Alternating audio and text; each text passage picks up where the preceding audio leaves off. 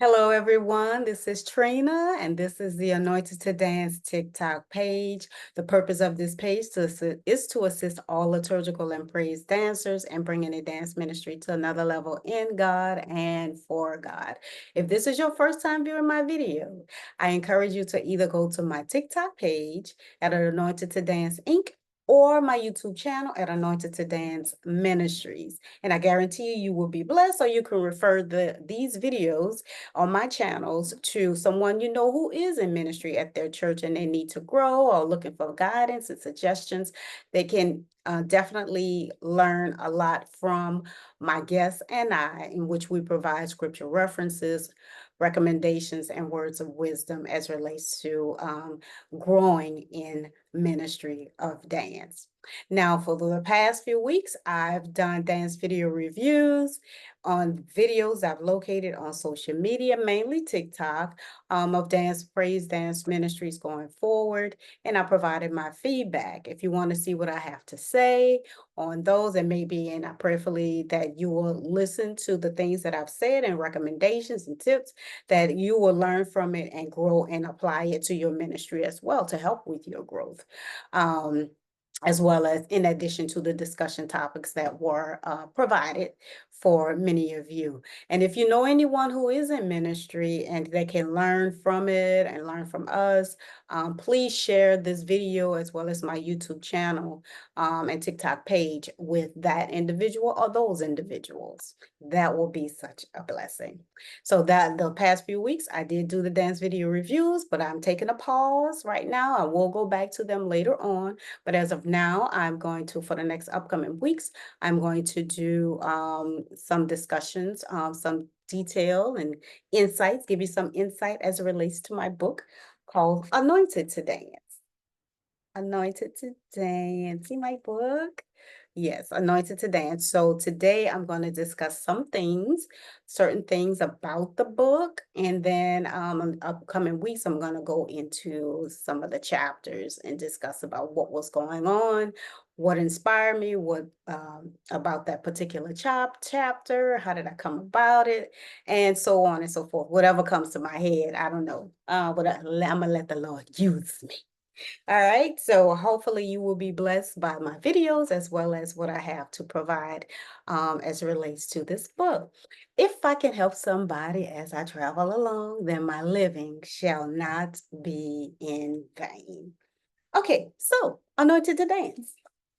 Anointed to Dance. What made me come up with this topic, this title of this book? The most important thing was the anointing of God. I wanted it to be known that we all, as dancers, should be anointed by God in the gift that we are given. And the gift of dance is mine. So I wanted those two words to come together because those two together has powerful meaning to me. Being anointed to dance for God, being used by God to minister to the people effectively was of importance to me. So that's how I came about with the title of my book. Now, I'm going to turn on this heat, this air, because I'm burning up.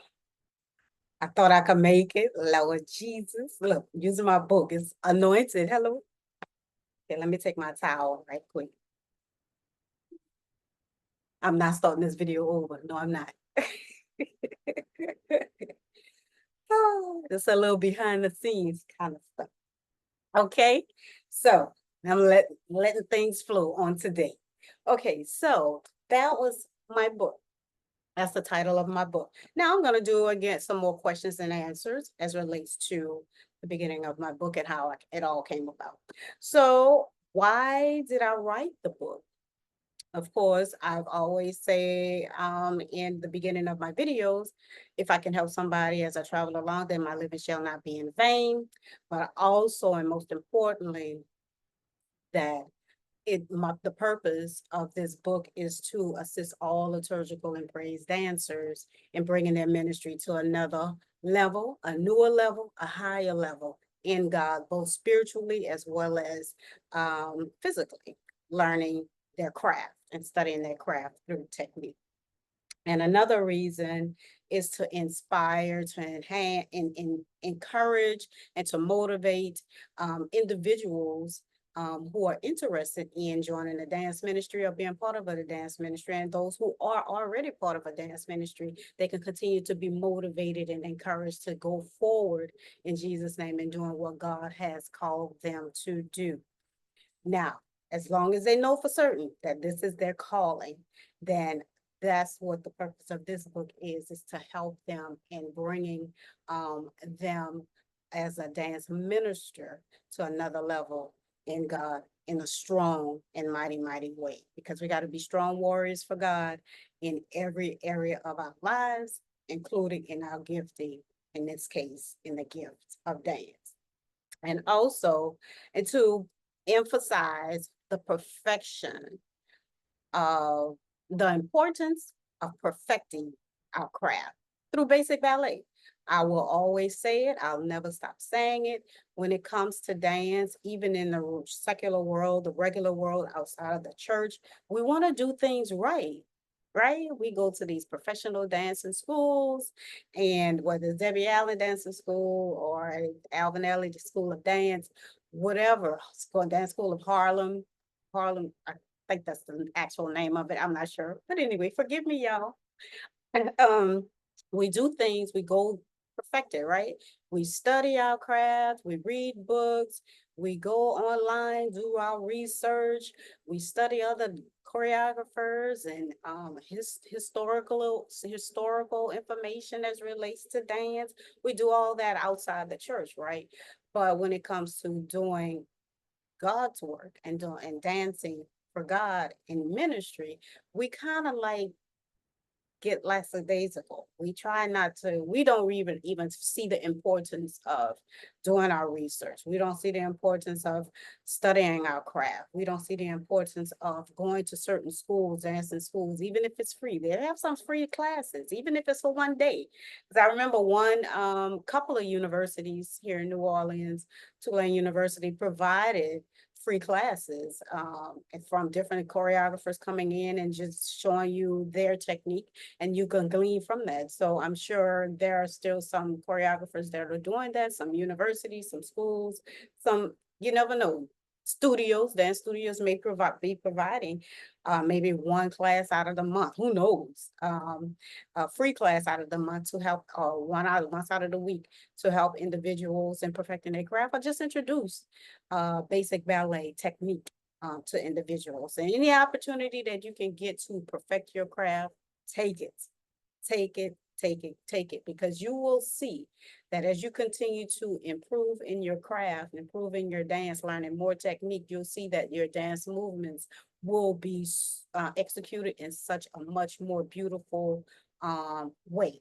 It'll be displayed in a much more beautiful way, in a much more excellent way. Again, God is an excellent God, and He deserves things to be done in an excellent way. I will always say that. I had to rhyme. So those are the reasons why I wrote this book. But the most important and final reason is because I realized at 1 year, I came close. I was involved in a near fatal accident. And that made me realize that my work here on earth is not done. And that accident occurred one night after dance rehearsal here in New Orleans. I was approaching, going on here in New Orleans, it's a high rise, it's a high bridge. I was going up, and as I was going up, there's a ramp that brings people on and continue to float, right? But this particular individual, he came on. Now, mind you, I was behind an 18-wheeler. I don't like driving behind nor next to 18-wheelers. So I was in the middle lane, and he was too. The 18-wheeler was in the middle lane. So we were like both in the middle lane. And I went around and got in front of the 18-wheeler, because again, I don't like driving next to them, neither behind them. So I got in front of him to try to get a good distance between the two of us. I don't like driving. And so after I've done that, got in front of the 18-wheeler. This particular driver in this white truck, it's one of those hard square white trucks. It's like almost like construction. I don't know what he does, but anyway, he came on to the ramp and onto supposedly from the ramp. And as I'm flowing, he's supposed to go straight along with me, right? But instead, him going straight, he did this. And I had no choice but to hit him, T-bone him on the driver's side. And thank God the 18 driver of the 18-wheeler saw what happened. Because if he was not paying attention and if he was driving fast, I would have been smushed because he was right behind. He was behind me. So he did see, the driver of the 18-wheeler did see the that particular driver come on the ramp and here just made a left turn, basically. Talking to him, he said he was trying to make a U-turn. How you make a U-turn on the interstate? Nowhere here on earth, any street, you can make a U-turn on earth. You can make a U-turn on an interstate. And as we talked, he had alcohol on his breath, and he claimed that the guy that was in the car with him said that he could make a U-turn on here on the interstate. And I was like, where's the guy? And he said he ran up on the interstate. He running up the interstate. Okay. All right. So that's what happened. And my car was totaled. The airbag, when I hit him, the airbag came up, deployed, and the what's the word? The airbag opened up. Y'all know what I mean. Y'all know what I'm trying to say. And I turned my face this way and I hollered Jesus. And I just saw and felt protection. And I slammed the brakes real hard with my right foot. That's probably why I still have a little issues with my right leg every now and again, and my right ankle. Um, and um, and I held the wheel really tight. And so all of this was bruised, from the airbag. And the whole front of my car was totaled. The whole car was totaled. And I got out and I ended up on the other side. I'm trying to remember, why did I go to the other side? Um, I really don't know. I can't remember, but I was talking to one of the passerby. She paused. She said, "Oh, what happened? Oh, Lord, I feel sorry for that person. I'm sure they're dead." I said, "Ma'am, I'm the one who was in that car." She was like, "Oh, wow, a miracle." So that was a miracle. God protected me. He had the my angels, hedge of protection all around me, protecting me from being in that accident of being demised at that point. So at that point, and that's another reason why I wrote this book, because at that point, after that, I realized that my job here on earth has yet to be done. I still have a lot of work to do for the Lord. So that's another reason why, and most important reason why I wrote the book Anointed To Dance. So that was the purpose. Now on to the next question is, who influenced me the most when it comes to writing my book Anointed To Dance? Who influenced me? There were quite a few people. I'm not going to name them all, but I'm going to name a few who influenced me as relates to my growth in dance, liturgical dance, liturgically, because I always dance in the secular world, get my, you know, getting that on, and then dancing in high school parade season and on the dance team at school. But dancing in the church, that was a whole different level, another level that was new, but I love to dance, and plus I love God. So those two come together with the perfect combination for me.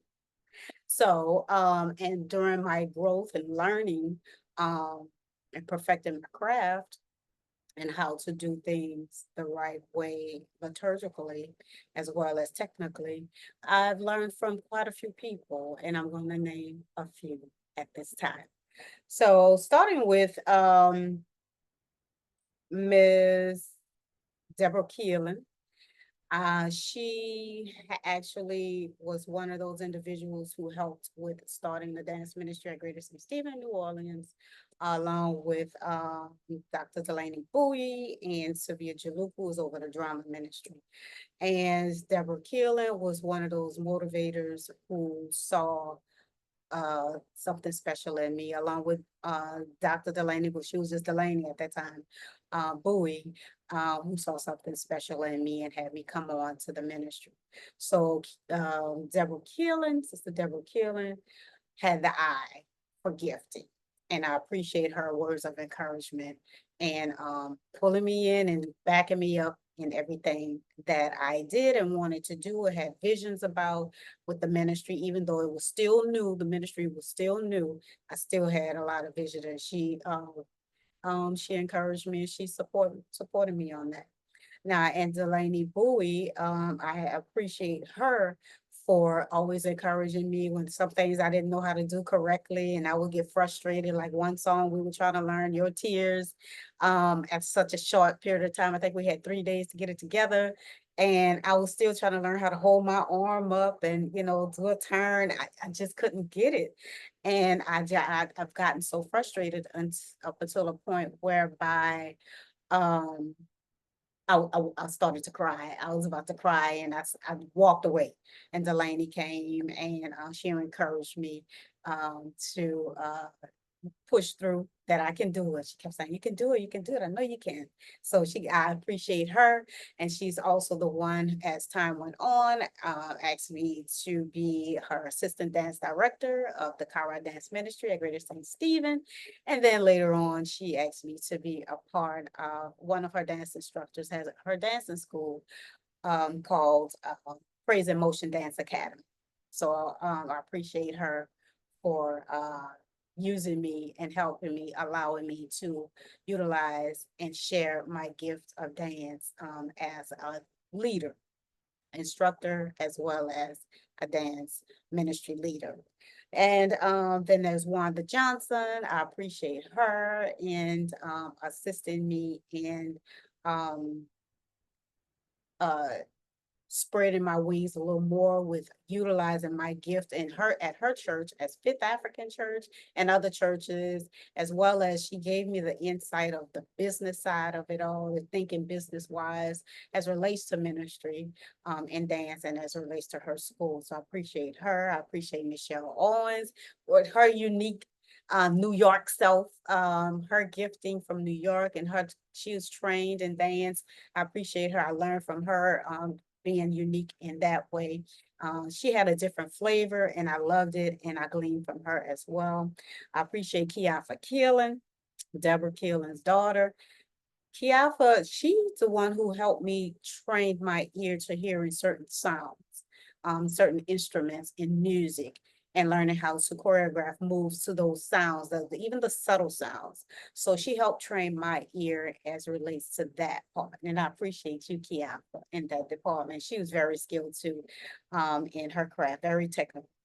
I appreciate Nakisha Banks, my girl, who is now the dance studio owner of In the Key of Dance in Conyers, Georgia. She's very, very gifted in her area, especially the gift of ballet. That's her gifting, that's her craft, and I learned from her as well. Even on the business side, she has a straight up business mind. It's like business, business, business. She's always doing busy work.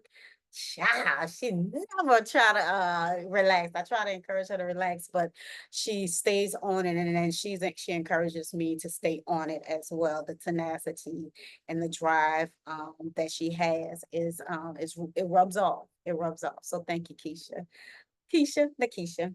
And then there's Dwayne Brown from the Vision Dance Group that I was a part of. He inspired me as well. He taught me how to just move, kind of like Michael Jackson. He said in the point of when you hear the music, just move with the beat, move with the drums, move with the instruments that you hear. And that's how Dwayne Brown was. He said, and I told him at one time, I love how his gifting. I love his craft, and I love how he dances, how he moves, and what is his motivation. He said he just moves, and whatever your body is feeling, just move and just doing it. So I've taken that, and I start doing that myself, practicing, and just moving whatever I feel, combining that with notes, instruments that I hear, subtle instruments that I hear that Key Alpha taught me as well, just combining the two and then helping with it, just building my own piece, my puzzle with these individual pieces that I'm getting and gleaning from other individuals.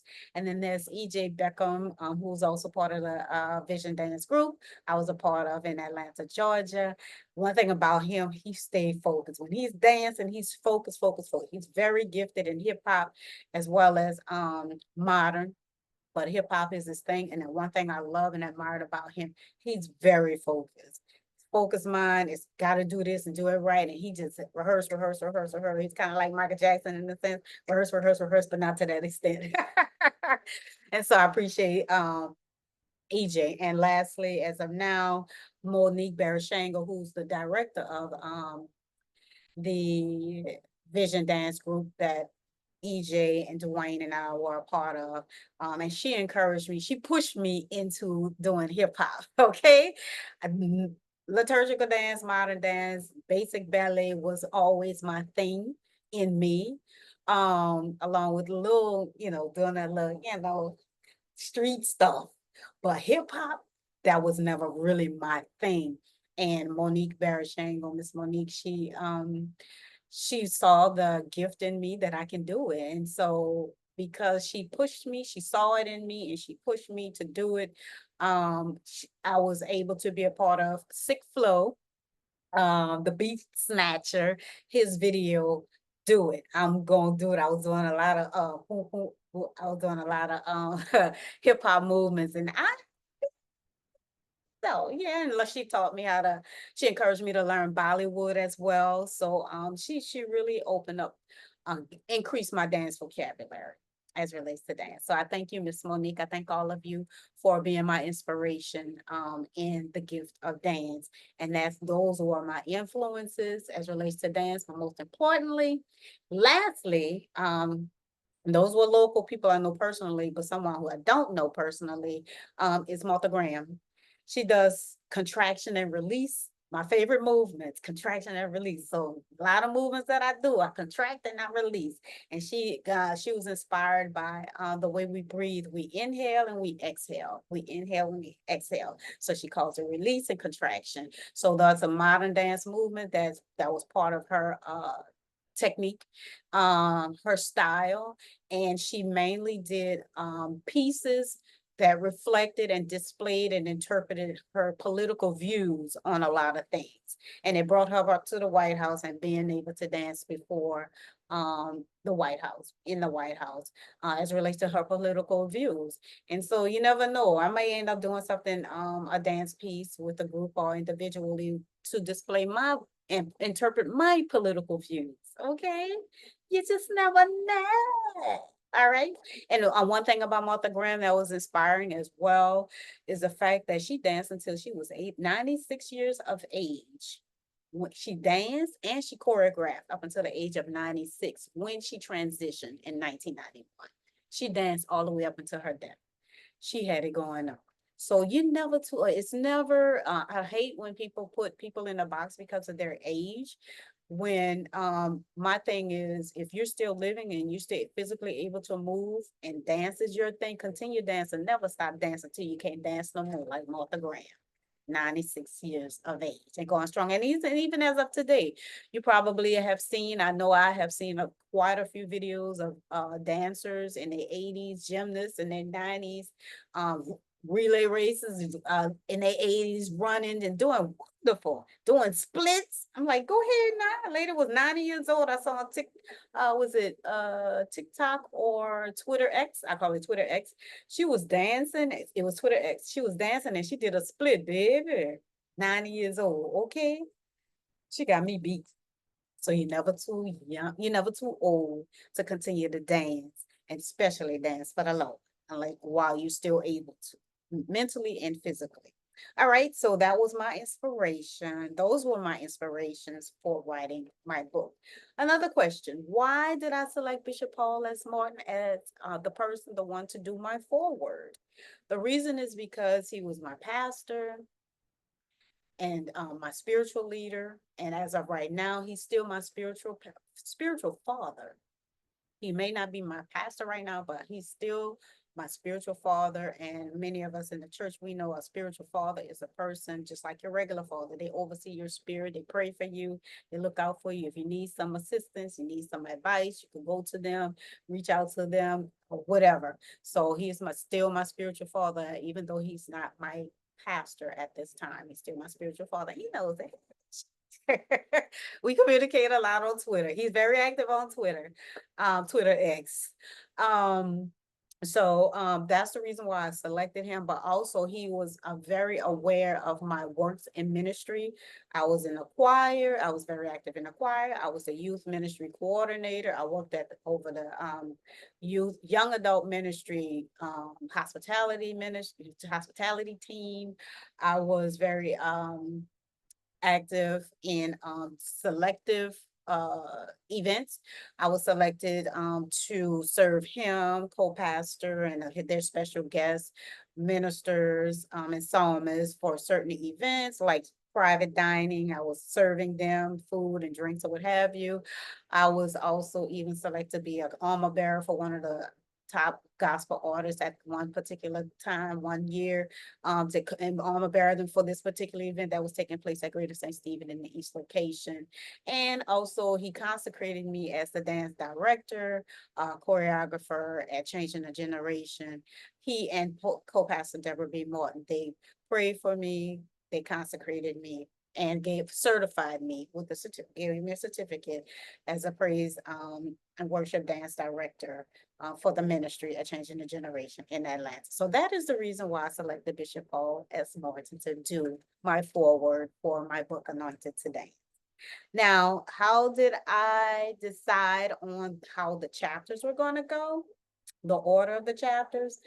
I looked at it as the growth from the beginning up until beginning as a child up until the growth when you grow in so many different areas. So like um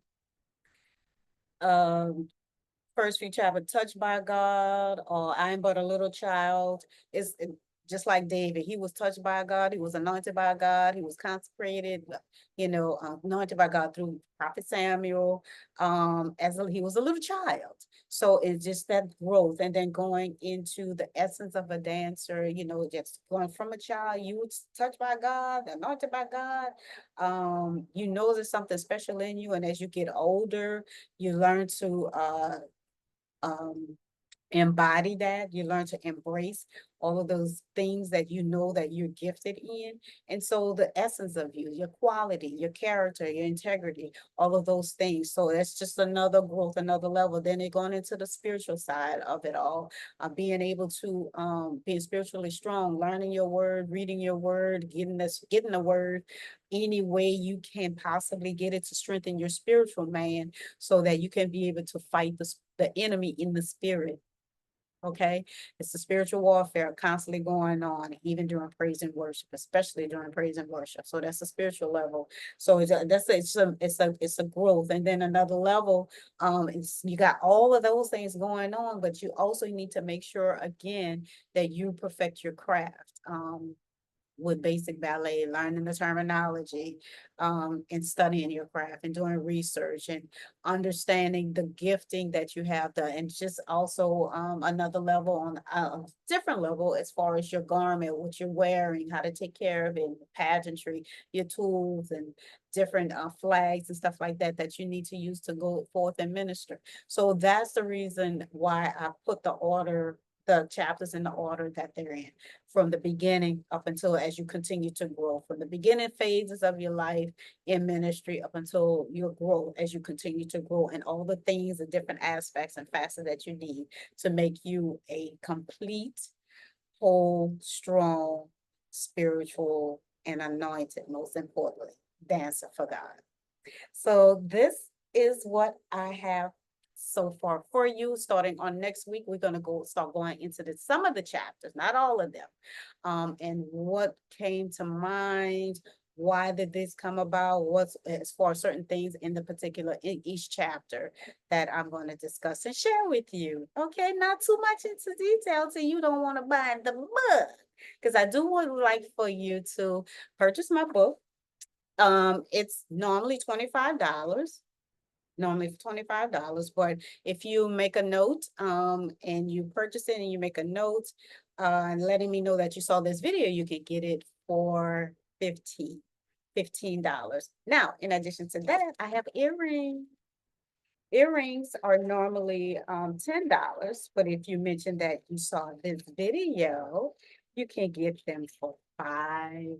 See my little book? See my, it's the cover of my book. See, and they just hooks. See, these are my earrings. Yes, so you can get these for 5. If you mention that you saw this video, otherwise they're $10.